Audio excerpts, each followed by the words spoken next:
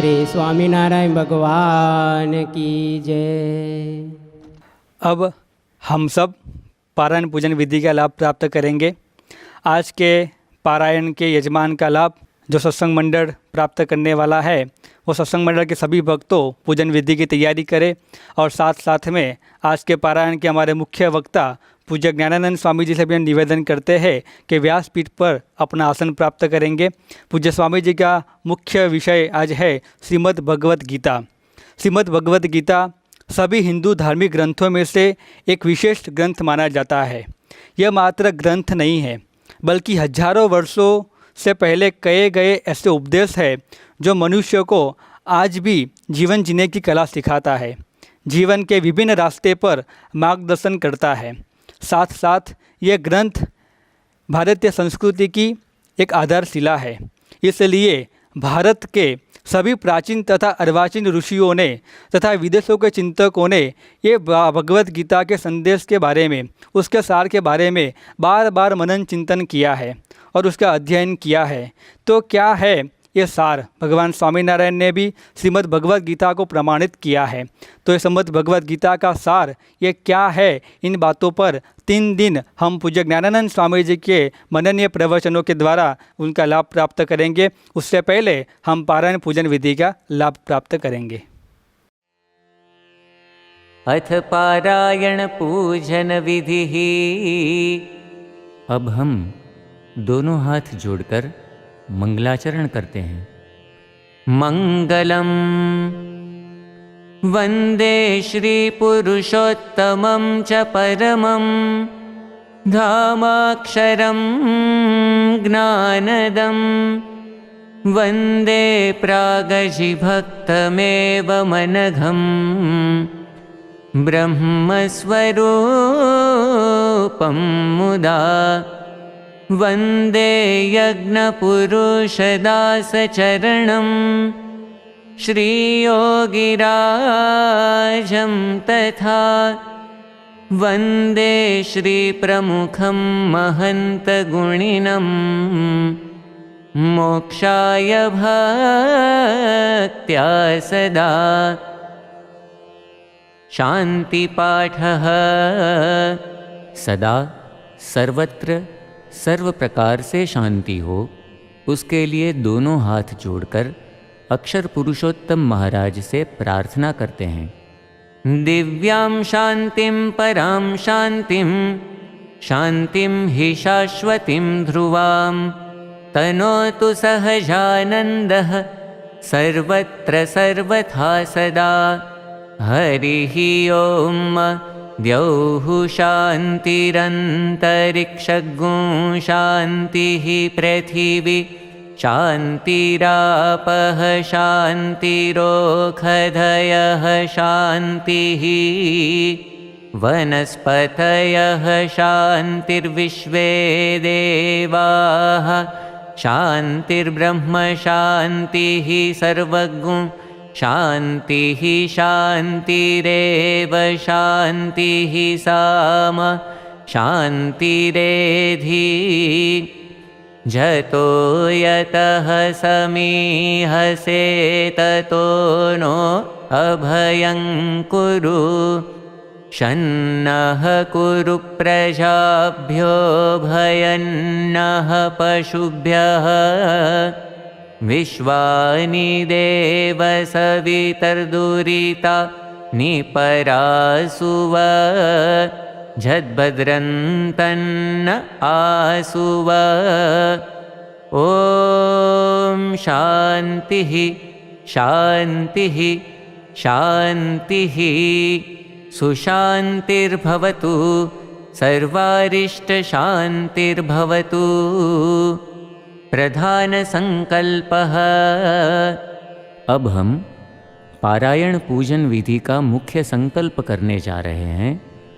आप सभी यजमान से निवेदन है, अपने दाएं हाथ में जल रखें। नमः परमात्मने श्री स्वामिनारायण परब्रह्म पुरुषोत्तमाय तत्सत्। अद्य ब्रह्मणो द्वितीये परार्धे श्री श्वेतवाराह कल्पे सप्तमे वैवस्वतमन्वन्तरे अष्टाविंशतितमे कलियुगे कलिप्रथमचरणे मासोत्तमे मासे शुभपुण्यतिथौ सर्वेषु ग्रहेषु यथा यथं राशिस्थानस्थितेषु सत्सु भक्तानां नामानि दीयन्ते। सांगं सपरिवारं तत्तन्नगरवास्तव्यानां तत्तन्नाम्नां भक्तानां। सभी यजमान हरिभक्तों से प्रार्थना, अपना अपना नाम बोलें।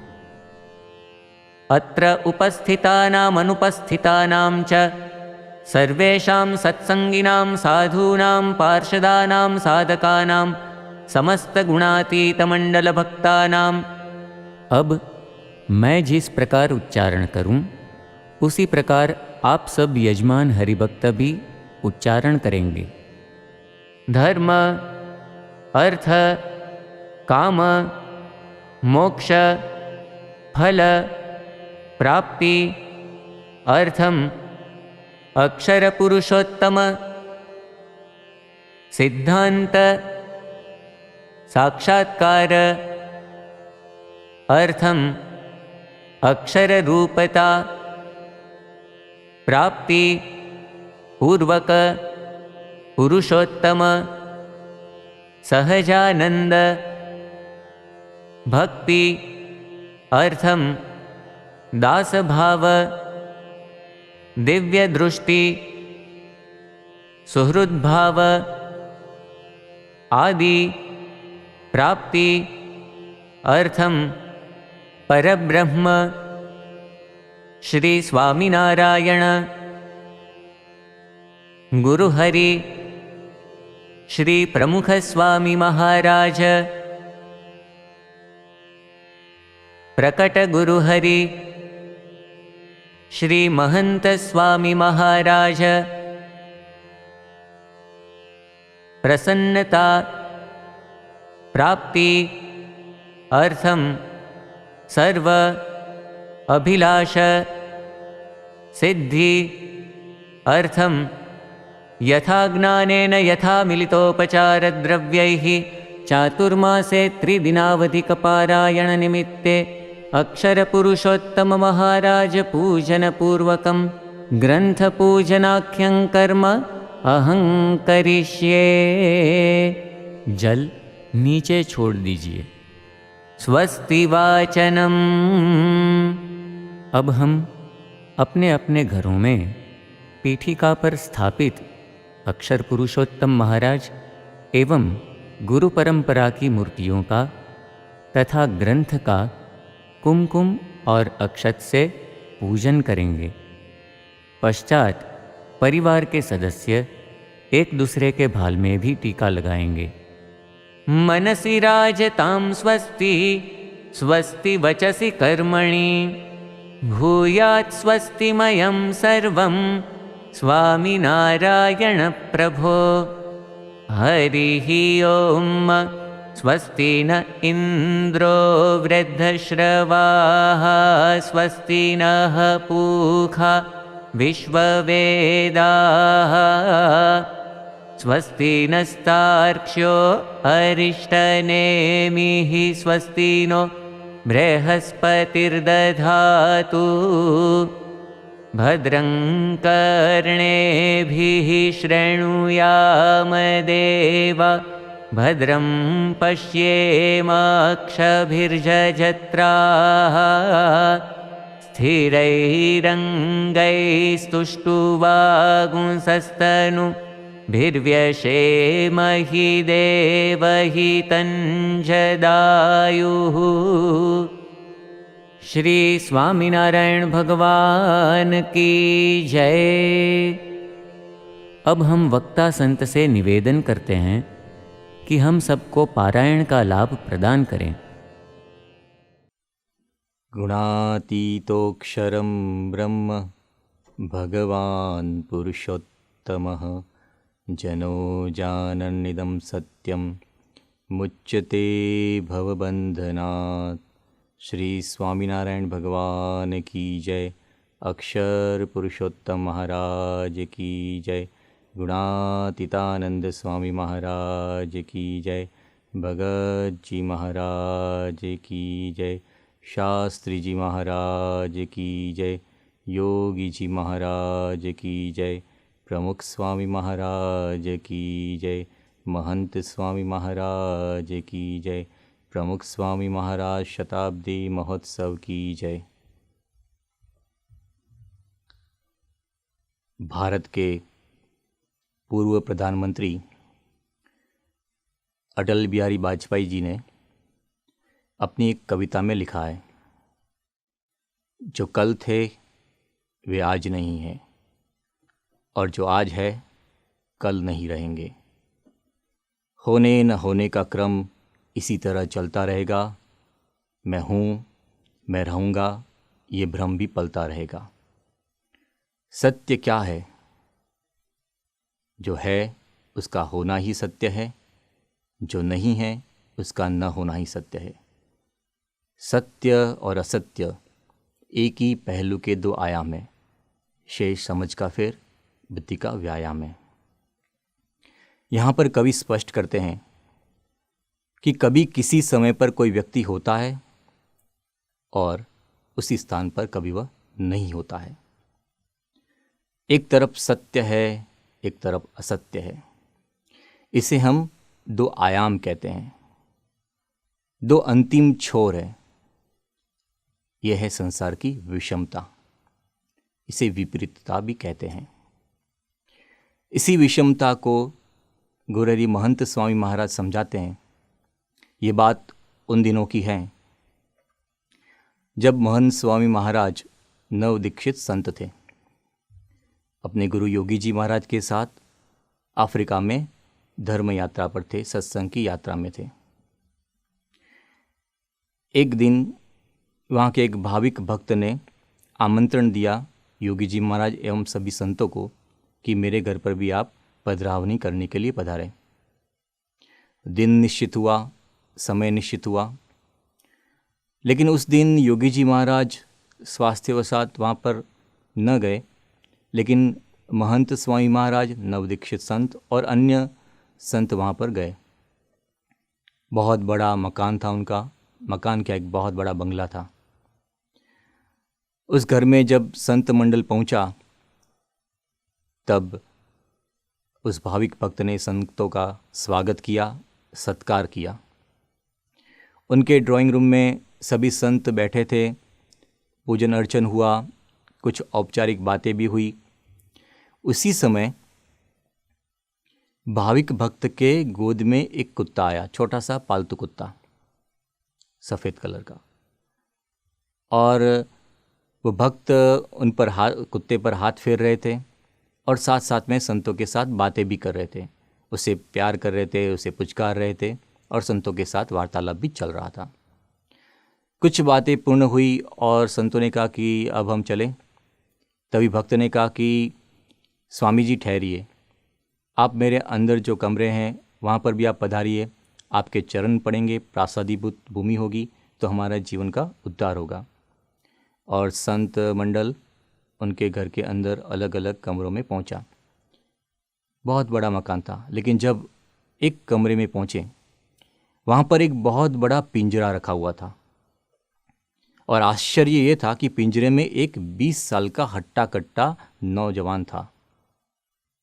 उसे देखकर सभी को आश्चर्य हुआ, सभी स्तब्ध थे कि इतना बड़ा ये युवक इस पिंजरे में कैद क्यों है।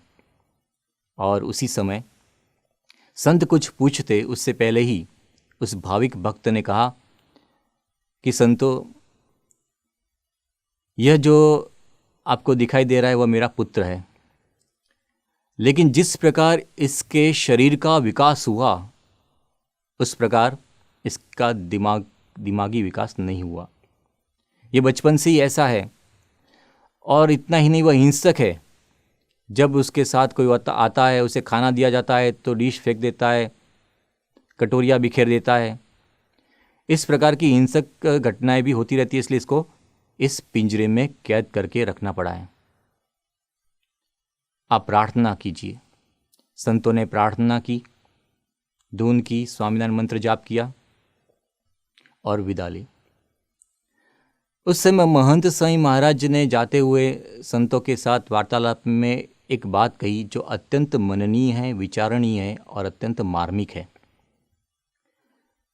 महंत स्वामी महाराज ने कहा कि संसार की कैसी विषमता है, जिसे गोद में होना चाहिए था वह पिंजरे में कैद है, और जिसे पिंजरे में होना चाहिए था वह गोद में है। ये कैसी विषमता है। संसार में हमें ऐसे दो अंतिम आयाम, ऐसे दो अंतिम छोर दिखाई देते हैं, ऐसी विषमता हमें दिखाई देती है। इसकी अनुभूति हम सभी करते हैं, लेकिन इसकी अभिव्यक्ति कुछ कवि करते हैं। भारतवर्ष में संस्कृत के एक बहुत बड़े कवि हो चुके भर्तृहरि उनका नाम था। उन्होंने इसी संसार की विषमता को अद्भुत शब्दों में प्रकट किया है।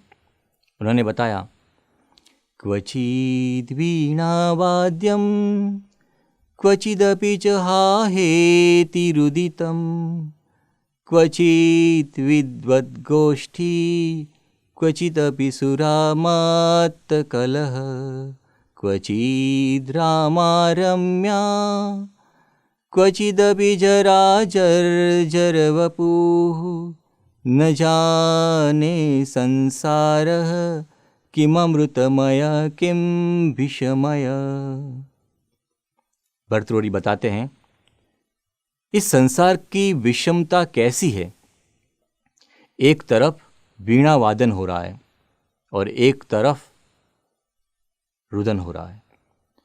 आप सभी अनुभव करें, आपके स्मृति पटल पर ऐसी कुछ होगी बातें, जैसे उदाहरण के तौर पर आप कभी किसी के विवाह के अवसर पर पधारे हो और देखिए उस समय का वातावरण कैसा होता है, कैसा आनंद होता है, कैसा उल्लास होता है, कैसा उत्साह होता है, कैसा उन्माद होता है।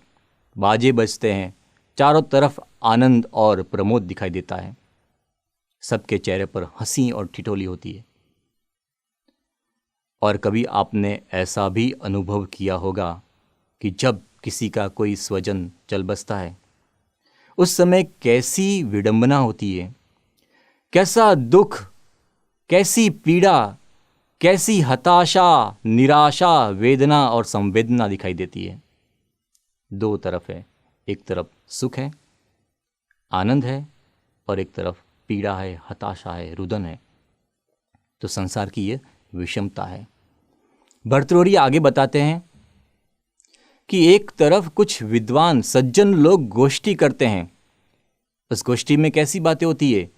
जीव, ईश्वर, माया, ब्रह्म और परब्रह्म, ये 5 अनादि तत्व है। गुरु अक्षर के साथ प्रेम और स्नेह हमें मोक्ष देता है। पुरुषोत्तम की भक्ति करने के लिए ब्रह्मरूप होना चाहिए। इस प्रकार की गोष्ठी होती है विद्वानों और सज्जनों की सभा में। जब दो विद्वान, दो सज्जन, दो भक्त मिलते हैं तो इस प्रकार की बातें किया करते हैं। और इसके विपरीत सुरा मत्त कलह, कभी आपने कुछ ऐसे लोगों को भी देखा होगा जो मदिरा का पान करके एक दूसरे की तरफ आक्षेप करते हैं, आहार प्रहार करते हैं, प्रतिघात घात करते हैं। ऐसे लोग भी आपको दिखाई पड़े होंगे। ये भी कैसी विषमता है। भर्तृहरि आगे बताते हैं कि दूर की क्यों सोचते हो, दूर क्यों जाते हो, आप अपने घर में झांकिए। भर्तृहरि कहते हैं कि जब आपका विवाह हुआ था उस समय आपकी पत्नी युवती थी, और कुछ सालों के बाद वही पत्नी जरा जर्जर वपुहु, वही जरा वृद्धा हो जाती है। कैसी विषमता है। इसलिए भर्तृहरि अंत में कहते हैं कि मैं नहीं जानता, न जाने, मैं नहीं जानता कि यह संसार कैसा अमृतमय है या विषमय है। ये संसार अमृत से भरा हुआ है या विष से भरा हुआ है, जहर से भरा हुआ है, मैं नहीं जानता। ये कैसी विषमता है इस संसार में। एक व्यक्ति की अपने जीवन में ही इन दोनों अंतिम बिंदुओं का अनुभव होता है। आप देखिए, जब माता कुंती पांडु राजा के साथ विवाह करके हस्तिनापुर पधार रही थी, उस समय हस्तिनापुर में कैसा माहौल था। चारों तरफ अक्षत और पुष्प की वर्षा हो रही थी और कुंती माता महारानी के रूप में उस हस्तिनापुर में पधार रही थी। और वही कुंती वन गमन के बाद जब पांडु राजा की मृत्यु हो जाती है तब विधवा के रूप में उसी पद से हस्तिनापुर में पधारती है। एक ही व्यक्ति में कैसी विषमता। आप देखिए, एक समय दुर्योधन कितना अहंकार वश होकर संपूर्ण हस्तिनापुर का स्वामी होकर मतवाला हो रहा था, कैसा उन्माद से ग्रस्त था। वही दुर्योधन जब युद्ध के अंतिम दिन पर देपायन सरोवर में अकेला निस्सहाय पड़ा रहता है, निरीह पड़ा रहता है। देखिए, ये भी कैसी एक ही व्यक्ति के जीवन में दो अंतिम छोर, अंतिम बिंदु, यह है विषमता। कभी कभी लोगों को यह भी लगता है कि ऐसी विषमता क्यों होती है।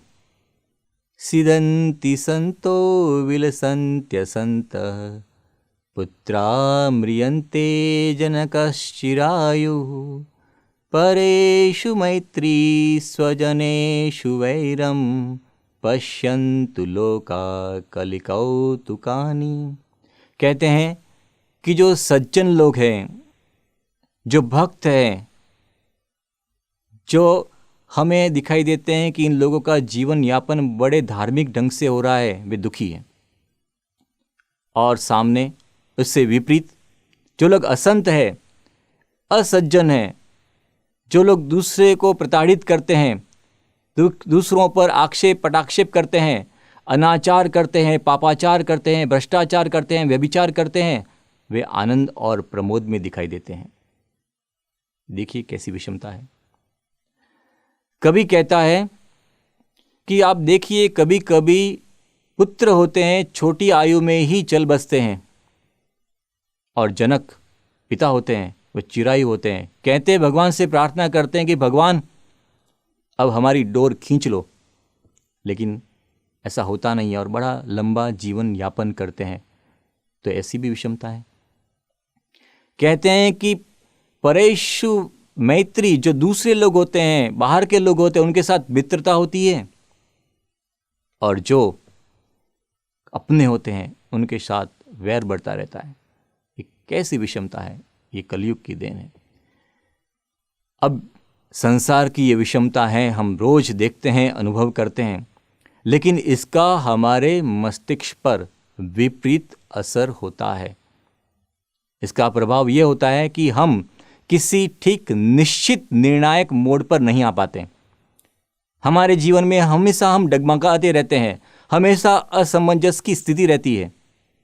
हम किस राह पर जाए, ये या ये सही राह है या ये गलत राह है।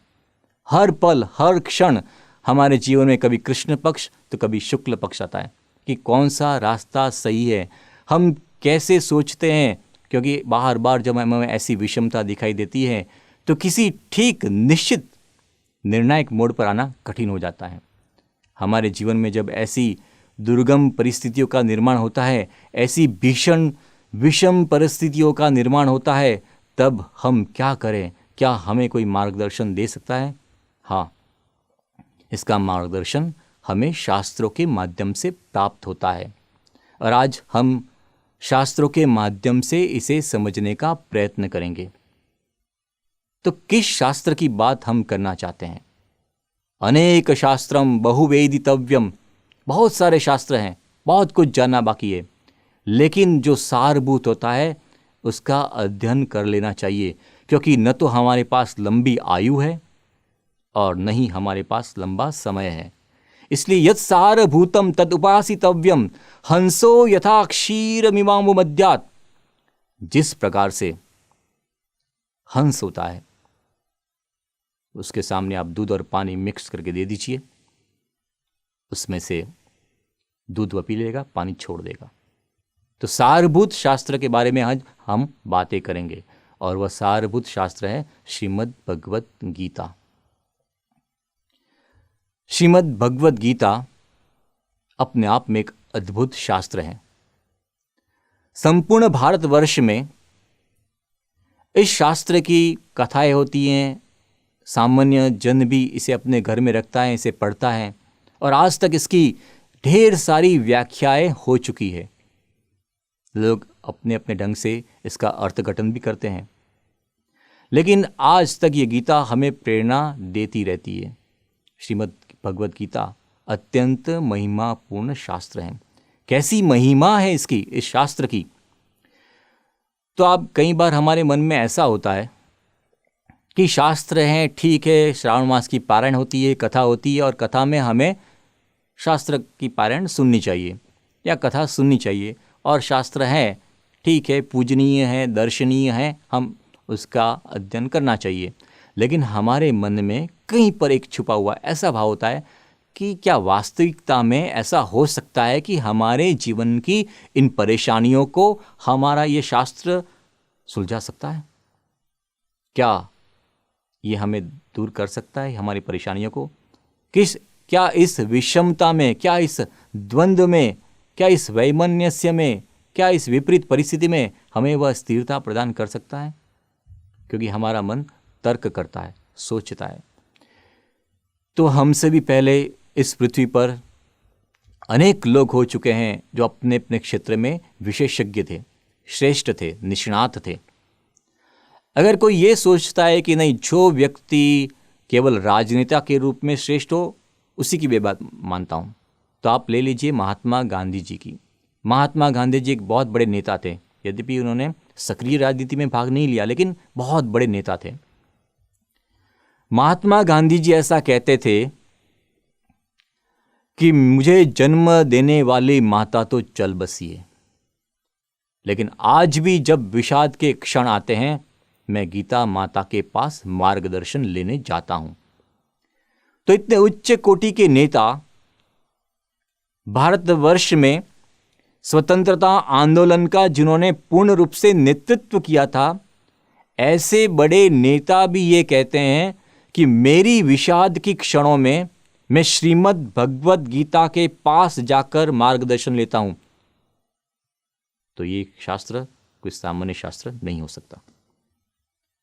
अब ये कोई कहे कि नहीं, मैं तो वैज्ञानिक आविष्कारों में ज़्यादा मानता हूं, अतः कोई ऐसी बात हो तो बताइए।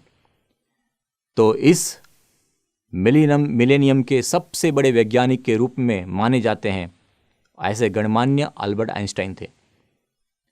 उन्होंने भी ऐसी ही बात कही श्रीमद् भगवत गीता के बारे में। When I read the Bhagavad Gita and reflect upon how God created this world, then everything else seems so superfluous.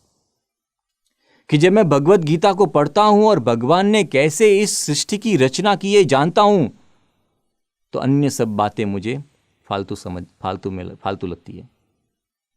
तो देखिए, नेता हो या वैज्ञानिक हो, सभी इसी बात पर मानते हैं कि श्रीमद् भगवत गीता एक श्रेष्ठ शास्त्र है। एमर्सन नाम के बड़े इतिहासकार हो चुके हैं, विचारक हो चुके हैं अमेरिका में, उन्होंने भी इसी बात का आलम्बन लिया। वे कहते हैं गीता मानव समाज की सर्वोच्च संपत्ति है। विनोबा भावे हो चाहे अन्य लोग हो, सभी गीता की महिमा से अवगत हुए हैं, और उन्होंने कहा कि गीता शास्त्र अपने आप में एक अद्भुत शास्त्र है।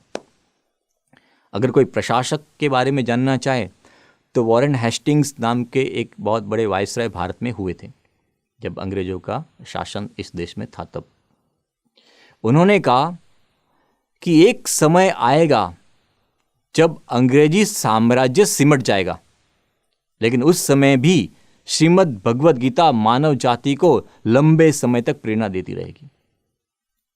तो हमने देखा कि चाहे नेता हो, राजनेता हो, शासक हो या वैज्ञानिक हो, सभी इस बात पर विश्वास करते हैं कि श्रीमद् भगवत गीता में वह शक्ति है, वह प्रभाव है जो हमें वास्तविक रूप से हमारे जीवन की जो विषमता है, विडंबना है, जो दुख है, हताशा है, निराशा है, वेदना है, संवेदना है, इन सब को दूर करने का सामर्थ्य रखती है। श्रीमद् भगवत गीता के बारे में हम जानें तो उसका नाम श्रीमद् भगवत गीता, श्री तेजस्वी से तेजस्विता से युक्त, भगवत यानी कि भगवान, और उससे गीता यानी कि भगवान के द्वारा गाई गई। तो भगवान कृष्ण ने गीता का बोधन किया था, इसीलिए इसे श्रीमद् भगवद गीता कहा जाता है। और इस गीता का महिमा गान करते हुए आरंभ के ही श्लोक में, महिमा गान के जो श्लोक है उसमें लिखा गया है कि एक सर्वोपनिषदो गाव दोग्धा गोपाल नंदन पार्थो वत्स सुधीर भोक्ता दुग्धम गीतामृतम महत। गीता का आविर्भाव कैसे हुआ उसमें बताते हैं कि सर्वोपनिषदो गावः, कि जितने भी उपनिषद है, ईश केन कठ प्रश्न मुंड मांडुक्य तित्री ऐतरेयम च छांदोग्यम बृहदारण्यकम दश, ये 10 मुख्य उपनिषद और इसके साथ ही अन्य ढेर सारे करीब 105 उपनिषदों के बारे में आज हम अवगत हैं। तो ये उपनिषद एक गाय के समान है और दोग्धा गोपाल नंदन, जो गाय का दोहन करने वाले हैं वो गोपाल नंदन भगवान कृष्ण हैं। और पार्थ वत्स, अर्जुन बछड़े के रूप में है, उसे ही निमित्त बनाकर इस गीता का प्रादुर्भाव हुआ था। पार्थो वत्स सुधीर भोक्ता, और हम सब जो गीता को सुनते हैं, सुनेंगे, हम सब बुद्धिशाली लोग भोक्ता है। देखिए यहाँ पर एक विशिष्ट बात है कि यहाँ पर जो कथा का श्रवण करते हैं उनको बुद्धिशाली कहा गया है, यानी कि जो आध्यात्मिक मार्ग का अवलंबन करते हैं उन्हें बुद्धिशाली कहा गया। भगवान स्वामीनारायण ने भी इसी बात को स्पष्ट कर दिया गरुड़ा प्रथम प्रकरण के 50वें वचनामृत में, कि कोई केवल अर्थ घटन करता है शास्त्रों का, वही बुद्धिशाली नहीं है, या फिर कोई अत्यंत पढ़ा लिखा हो वह बुद्धिशाली नहीं है, जिसके पास ढेर सारी डिग्रियां हो वह बुद्धिशाली नहीं है, या वो बड़े बड़े लोगों में से भी कमियां निकाल सकता हो वह बुद्धिशाली नहीं है। भगवान के मत से तो जो व्यक्ति आध्यात्मिक मार्ग पर चलता है, जो शास्त्र का भलीभांति श्रवण कर उसे जीवन में आत्मसात करने का प्रयत्न करता है, वही बुद्धिशाली है। इसलिए सुधीर भोक्ता इसका जो पान करेंगे, क्योंकि ये दुग्धम गीतामृतम, ये गीता रूपी जो अमृत है वह दूध के समान बताया गया और उसका हम सभी पान करने वाले हैं। कृष्ण भगवान इस गीता का उपदेश देने के लिए सर्वथा योग्य हैं। क्यों? क्योंकि भगवान कृष्ण के जीवन में ऐसी विषमताएं थी। कैसी विषमता थी? क्या आप सोच सकते हैं कि किसी व्यक्ति का जन्म जेल में हो और हमेशा उसके मुख पर हास्य? क्या आप सोच सकते हैं कि जब किसी के जन्म से ही माता पिता का वियोग हो गया और सदैव उसके होठों पर मुस्कान हो? जीवन के अंतिम समय तक भगवान कृष्ण ने ये विषमताएं देखी हैं, झेली है, अनुभव किया है। चाहे वो मथुरा में हो, वृंदावन में हो, राक्षसों के साथ युद्ध हो, या महाभारत का महायुद्ध हो, सभी स्थानों में भगवान कृष्ण ने विषमताओं को देखा है। अरे क्या बात करें, अंतिम समय में जब गांधारी का शाप हुआ था तब तक विषमता चली आई, लेकिन कृष्ण भगवान का हास्य, जब वो वृंदावन में जैसा हास्य था वही हास्य जब अर्जुन का रथ चला रहे थे, प्रहसन इव भारत, वही मुख पर हास्य। यानी कि विपरीत समय में भी जो स्थिर था वह व्यक्ति इसका उपदेश देने के लिए सर्वथा योग्य है, क्योंकि उन्होंने अपने जीवन से ये बता दिया कि स्थिरता रख सकते हैं चाहे कैसी भी विषम परिस्थिति हो। इसलिए भगवान कृष्ण ने ये उपदेश हमें दिया है। और भगवान कृष्ण जहाँ होते हैं वहीं विजय होती है। कैसी बात हुई? जहाँ धर्म होता है वहाँ भगवान कृष्ण होते हैं, और जहाँ भगवान कृष्ण होते हैं वहाँ हमेशा विजय होती है।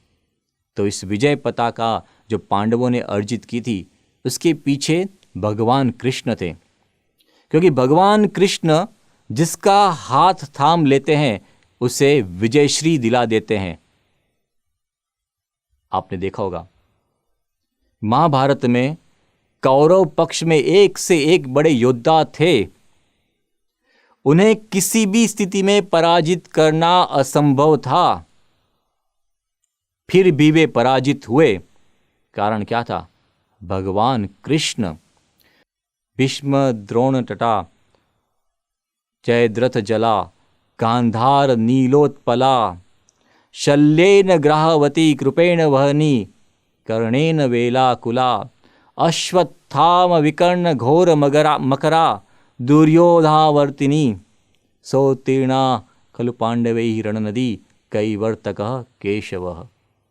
कैसी भीषण रण नदी के बारे में बताया गया है कि जिसमें भीष्म जैसे योद्धा थे, जिसमें द्रोणाचार्य थे, जिसमें कृपाचार्य थे, जिसमें दुर्योधन, जिसमें कर्ण, इतने बड़े बड़े रथी थे और उनके सामने युद्ध में जीतना संपूर्ण असंभव था। लेकिन फिर भी पांडव इस युद्ध में विजयी हुए।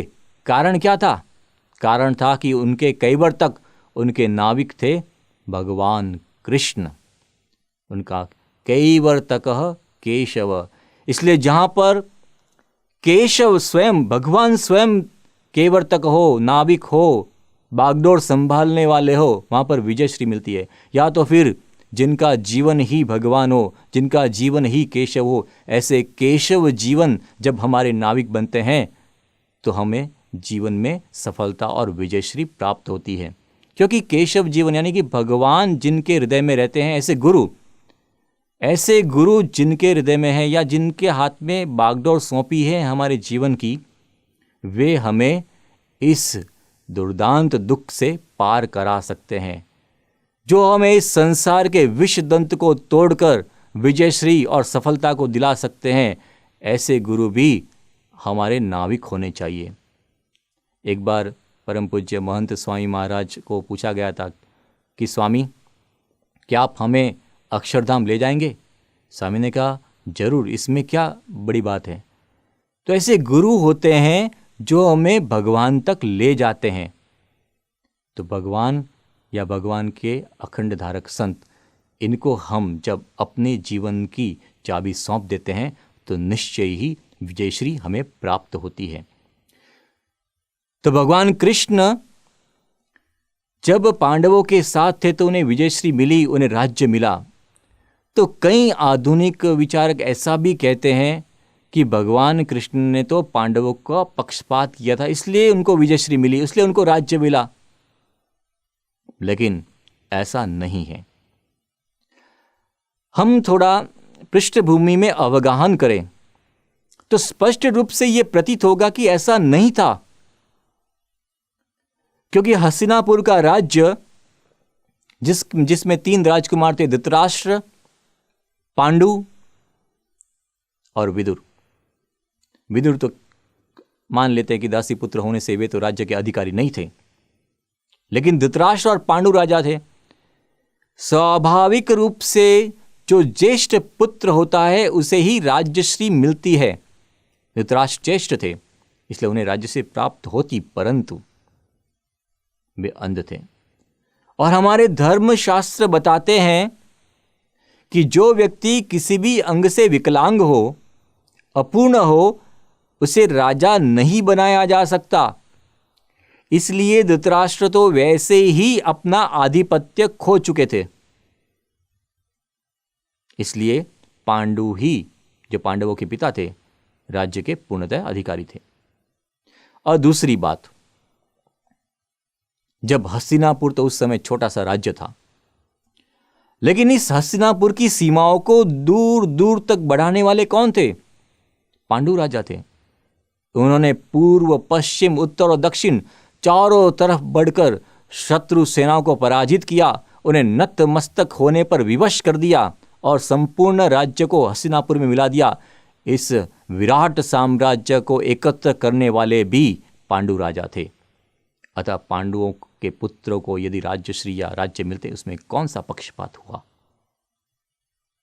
आगे की बात, अगर हम दूसरी पीढ़ी में आए तो दूसरी पीढ़ी में भी सबसे ज्येष्ठ पुत्र तो युधिष्ठिर थे। अतः स्वाभाविक उन्हें ही राज्य मिलना चाहिए था। चलो कोई कह के नहीं, दुर्योधन भी तो सर्वथा योग्य था। उसके बाद भी दोनों पक्षों के बीच ये संधि हुई और आधा आधा राज्य बांट दिया गया। लेकिन दुर्योधन इससे संतुष्ट नहीं हुआ। दुर्योधन ने क्या किया? अलग अलग प्रकार के घोटाले किए, अलग अलग प्रकार के षड्यंत्र रचे और किसी भी रूप में पांडव इस समग्र राज्य से वंचित रह जाए, ऐसी अलग अलग प्रवृत्तियां की, जिसमें उसने एक जुए खेलने का आयोजन किया और उसमें षड्यंत्र करके पांडवों को हरा दिया, कपट करके द्युत विद्या में पांडवों को हरा दिया और उन्हें 12 वर्ष तक निर्वासित कर दिया, वन विचरण के लिए बद्ध कर दिया, प्रेरित कर दिया और उपरांत 1 वर्ष का अज्ञातवास भी। चलो, उसके बाद भी एक बार फिर कृष्ण भगवान संधि प्रस्ताव लेकर गए और दुर्योधन से कहा कि दुर्योधन, हम नहीं चाहते कि ये समग्र भारतवर्ष इस युद्ध की विभीषिका में जल जाए, सारे राजकुमार मर जाए, स्त्रियां विधवा हो जाए, हम नहीं चाहते। इसलिए केवल 5 गांव ही पांडवों को दे दो और उसी में वे संतुष्ट रह जाएंगे और ये युद्ध टल जाएगा। लेकिन दुर्योधन नहीं माना। उसने कहा, केशव, मैं एक सुई की नोक से छिद सके इतनी भूमि भी मैं उन पांडवों को नहीं दे सकता। अगर पांडवों में क्षमता है, सामर्थ्य है, शक्ति है तो आए और मुझसे युद्ध करके ले जाए। अब बोलो, दुर्योधन ने ही युद्ध का प्रस्ताव किया, उसे हराना पड़ा, तो इसमें कौन सा पक्षपात हुआ? इसके उपरांत भी जब सहायता लेने के लिए कौरव और पांडव दोनों कृष्ण भगवान के पास पहुंचे, जिसमें अर्जुन था पांडव पक्ष की तरफ से और दुर्योधन कौरव पक्ष की तरफ से था, उस समय भी कृष्ण भगवान ने प्रस्ताव रखे थे कि एक तरफ मैं हूं, निशस्त्र हूं, युद्ध नहीं करूंगा, और एक तरफ मेरी नारायणी सेना है जो एक मेरे जैसा कौशल रखने वाला सैनिक रखती है। तो दुर्योधन ने तुरंत कहा कि आपको लेकर मैं क्या करूंगा, मुझे तो कोई आरती करवानी नहीं है। दुर्योधन ने तो केवल नारायणी सेना का ही चयन कर लिया। अब इस तरफ अर्जुन ने तो निसंशय होकर यही कहा कि मुझे और कुछ नहीं चाहिए, मुझे तो केवल आप चाहिए केशव, मुझे तो केवल भगवान चाहिए। तो देखो, युद्ध के मुहाने पर भी कृष्ण भगवान ने दुर्योधन को यह चांस दिया था, लेकिन लोग कहते कि पक्षपात, ये बिल्कुल गलत बात है। कृष्ण भगवान ने किसी भी प्रकार का पक्षपात नहीं किया। और वैसे भी भगवान के स्वरूप में यदि कोई ऐसा कहता है कि पक्षपात रखते हैं, भगवान ये नहीं करते, मेरी नहीं सुनते, तो वो भी गलत बात है। भगवान तो उनके जन्म और कर्म दिव्य होते हैं, उनमें किसी भी प्रकार का मनुष्य भाव देखना पाप ही नहीं, बदतर पाप होता है, भयानक पाप होता है, 5 महापाप से भी बढ़कर पाप होता है, क्योंकि अन्य पापों से तो किसी भी प्रकार हम छूट सकते हैं, लेकिन भगवान के रूप में मनुष्य भाव देखना, इस पाप से हम किसी भी प्रकार से मुक्त नहीं हो सकते। अब जो ये श्रीमद् भगवद गीता है, भगवान कृष्ण के द्वारा उद्बोधित की गई है। कई लोग ये प्रश्न करते हैं कि श्रीमद् भगवद गीता कहाँ पर है, इस शास्त्र के बारे में क्या है जानकारी। कई लोग इसे भागवत गीता भी कहते हैं, लेकिन ऐसा नहीं है। भागवत गीता नहीं, श्रीमद् भगवद गीता, क्योंकि भागवत तो एक अलग से पुराण है जिसमें 18,000 श्लोक हैं, इसलिए भगवद गीता इस शास्त्र का नाम है। तो भगवद गीता का स्थान कौन सा है? भगवद गीता का स्थान है महाभारत। महाभारत में भीष्म पर्व में 25वें अध्याय से श्रीमद् भगवद गीता का आरंभ होता है और 700 श्लोक तक भगवद गीता चलती है। तो इसका मूल स्थान तो महाभारत है। करीब 1,00,000 श्लोक महाभारत में हैं, उसमें से केवल 700 श्लोक श्रीमद् भगवद गीता को समर्पित है। इसलिए महाभारत अपने आप में एक श्रेष्ठ शास्त्र है। इसे हम भारतवर्ष का श्रेष्ठ महाकाव्य भी कह सकते हैं, और विश्व में इतना श्रेष्ठ, इतना बड़ा कोई अन्य महाकाव्य है ही नहीं जिसमें 1,00,000 श्लोक हो। महाकाव्य अपने आप में श्रेष्ठ, उत्कृष्ट। केवल महाभारत एक शास्त्र ही नहीं, लेकिन एक इतिहास है। क्योंकि अगर आज कोई ये व्यक्ति पूछता है कि आज से 5,000 साल पहले भारतवर्ष में कौन कौन सी नदियां बह रही थी, तो उसे महाभारत पढ़ना चाहिए। कोई अगर ये पूछता है कि आज से 5,000 साल पहले भारतवर्ष में कौन कौन से शहर थे, कौन कौन से राज्य थे, उसे महाभारत पढ़ना चाहिए। कोई अगर ये पूछता है कि आज से 5,000 साल पहले भारतवर्ष में कौन कौन से प्रक्षेपास्त्र थे, तो उसे महाभारत पढ़ना चाहिए। क्योंकि महाभारत में आग्नेयास्त्र, वारुणास्त्र, पाशुपास्त्र, ऐसे अनेक शस्त्रों का उल्लेख हुआ है। यंत्र विधि का भी उल्लेख हुआ है महाभारत में। कैसे वस्त्र पहनने चाहिए, आम जनता के कैसे वस्त्र थे, राजाधिकारियों के कैसे वस्त्र थे, राजकुमारों के कैसे वस्त्र थे, कैसे अस्त्र थे, कैसे शास्त्र थे, कैसे परिवेश था, कैसा आवेश था, संपूर्ण महाभारत में लिखा गया है। अतएव महाभारत शास्त्र एक इतिहास है। कौन थे इसके रचयिता? इसके रचयिता थे भगवान वेद व्यास जी।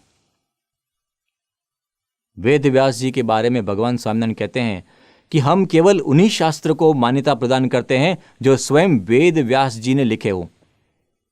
तो वेद व्यास जी के शास्त्रों को भगवान स्वामीनारायण भी वचनामृत में मान्यता प्रदान करते हैं। जैसे कि अगर हम देखें, प्रथम प्रकरण का 39वां वचनामृत है, अंत्य प्रकरण का 10वां वचनामृत है। इन वचनामृत ग्रंथों में भी भगवान स्वामीनारायण ने व्यास जी के ग्रंथों का अनुमोदन किया है। अब कोई ये पूछे कि श्रीमद् भगवद गीता की शैली कौन सी है, तो इसकी शैली संवादात्मक शैली है। संवादात्मक शैली अर्थात बातचीत की शैली। संपूर्ण महाभारत ग्रंथ बातचीत की शैली में लिखा गया है। वैशंपायन और जन्मेजय, उसके बाद ये संजय और धृतराष्ट्र, कृष्ण भगवान और अर्जुन, ये संवादात्मक शैली इस शास्त्र के अंतर्गत आती है। इसके लिपिक कौन थे? महाभारत के लिपिक तो गणेश जी स्वयं थे। ये पर्ण कुटीर में रचा गया एक महान शास्त्र है महाभारत, और उसके अंतर्गत गीता भी। गीता की एक विशिष्ट बात अब मैं बताना चाहता हूं। श्रीमद् भगवद गीता के प्रत्येक अध्याय के अंत में एक समाप्ति सूचक संकल्प आता है। ओम तत्सत इति श्रीमद् भगवद गीतासु उपनिषत्सु ब्रह्म विद्यायाम योग शास्त्रे श्री कृष्णार्जुन संवादे अर्जुन विषाद योग नाम प्रथम अध्याय से अलग अलग अध्याय के नाम बदलते हैं, लेकिन आगे का जो है वह समान रहता है। तो इसमें कौन सी विशेषता है? इसमें विशेषता यह है कि इसे उपनिषत्सु आगे क्यों लिखा गया? उपनिषत्सु इसलिए लिखा गया कि गीता उपनिषद का सार है। उपनिषद कहां पर है? उपनिषद वेदों का अंतिम भाग है, इसलिए उस वेदों का ही सार श्रीमद् भगवद गीता में है। इसलिए प्रत्येक अध्याय के अंत में श्रीमद् भगवद गीतासु उपनिषत्सु ऐसा लिखा गया है। आगे बात करते हैं ब्रह्म विद्यायाम। इसे ब्रह्म विद्या का शास्त्र कहा गया है। ब्रह्म विद्या क्या है? ब्रह्म विद्या की परिभाषा मैं दूं या आप दे, ये सही नहीं है, लेकिन हम वेदों से ही ब्रह्म विद्या की परिभाषा पूछते हैं। वेदों का ये भाग उपनिषद है। मुंडक उपनिषद में कहा गया, ये न अक्षरम पुरुषम वेद सत्यम प्रोवाच ताम तत्वतो ब्रह्म विद्याम। तो इस मुंडक उपनिषद में यह स्पष्ट कर दिया कि ब्रह्म विद्या क्या है। ब्रह्म विद्या है जिससे अक्षर और पुरुषोत्तम का ज्ञान होता है, अर्थात अक्षर पुरुषोत्तम का ज्ञान जिससे होता है उसे हम ब्रह्म विद्या कहते हैं। उसके बाद इसका शास्त्र ब्रह्म विद्या कहने के बाद योग शास्त्र कहा गया है। क्यों श्रीमद् भगवद गीता को योग शास्त्र कहा गया है? अत्यंत सरल शब्दों में हम ये कह सकते हैं, योग का अर्थ होता है संबंध। तो श्रीमद् भगवद गीता में किस संबंध की बात की गई है? श्रीमद् भगवद गीता में प्रत्यक्ष परमात्मा के संबंध की बात की गई है। प्रत्यक्ष परमात्मा यहाँ पर कृष्ण भगवान। और कहते हैं पूरे श्रीमद् भगवद गीता में बार बार कृष्ण भगवान ये कहते हैं, मद्याजी माम नमस्करो माम एव ऐश्यसी मत पर, बार बार इस प्रकार से मुझ में जुड़ने की बात करते हैं। अर्थात अर्जुन के सामने जो उपस्थित है उन भगवान में जुड़ने की बात कही गई है। कृष्ण भगवान संपूर्ण गीता में ऐसा नहीं कहते कि पहले जो हो गए अवतार है उससे पहले हो गए या उनके बारे में, ऐसा नहीं कहते। वो कहते हैं कि प्रत्यक्ष अर्थात आंखों के सम्मुख जो भगवान का स्वरूप उपस्थित है उसके साथ संलग्न होना है। ये बात हमें योग शास्त्र बताता है। इसलिए योग भगवान, प्रत्यक्ष भगवान के साथ योग होना ही योग शास्त्र कहा गया है। तो श्रीमद् भगवद गीता अपने आप में एक योग शास्त्र कहा जाता है। तो हमारे लिए तो बड़े आनंद की बात है, क्योंकि संपूर्ण आध्यात्मिकता का समावेश ब्रह्म विद्या में हो जाता है और योग शास्त्र में हो जाता है। तो ये शास्त्र अत्यंत महत्वपूर्ण है, क्योंकि बिना ब्रह्मरूप हुए कोई भी व्यक्ति न तो भगवान की भक्ति कर सकता है और न ही भगवान के धाम में जाकर अनंत सुख को भोग सकता है। इसलिए इस शास्त्र का मूल्यांकन अपने आप में अप्रतिम है। आगे भी हम इस शास्त्र के बारे में विचार विमर्श करेंगे। स्वामी नारायण नारायण नारायण, स्वामी नारायण नारायण नारायण, स्वामी नारायण स्वामी नारायण, स्वामी नारायण स्वामी नारायण, स्वामी नारायण नारायण नारायण, स्वामी नारायण नारायण नारायण। ज्ञानानंद स्वामी जी ने पारायण के प्रथम दिन पर श्रीमद् भगवद गीता के सार की बातें हमें बताई है। यही बातें अगले 2 दिन तक उसके हम प्रवचन के द्वारा लाभ प्राप्त करेंगे। अब सब हरि भक्तों, हम यजमान भक्तों के साथ साथ अपने घर पर भगवान की आरती में सम्मिलित होंगे। सभी भक्त अपने घर पर दीप प्रागट्य करके भगवान की आरती का लाभ प्राप्त करें।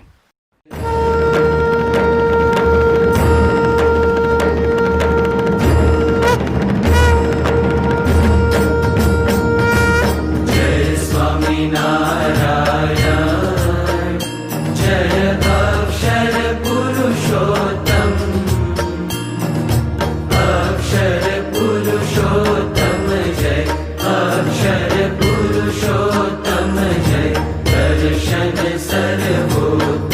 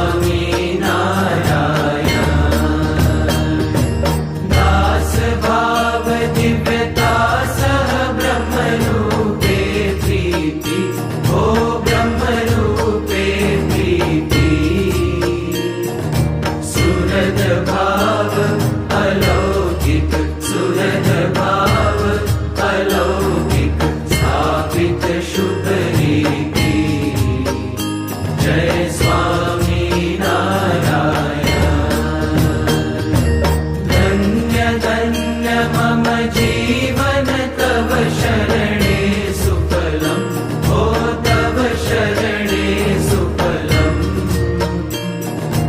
यज्ञ पुरुष प्रवर्तित यज्ञ पुरुष प्रवर्तित सिद्धान्तं सुखदम् जय स्वामी नारायण जय स्वामी नारायण जय अक्षर पुरुषोत्तम अक्षर पुरुषोत्तम जय अक्षर पुरुषोत्तम जय दर्शन सर्वोत्तम जय स्वामी नारायण जय अक्षर पुरुषोत्तम जय स्वामी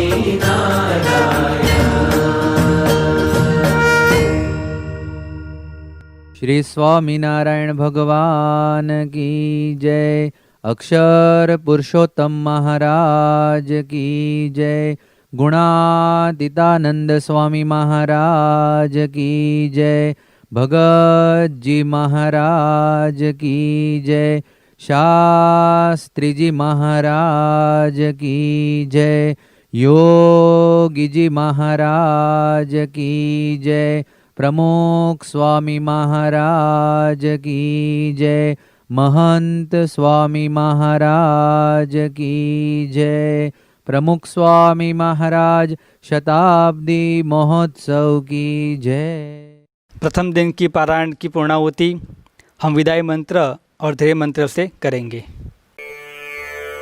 गुणातीतं गुरुं प्राप्य ब्रह्मरूपं निजात्मनः विभाव्य दासभावेन स्वामिनारायणं भजे।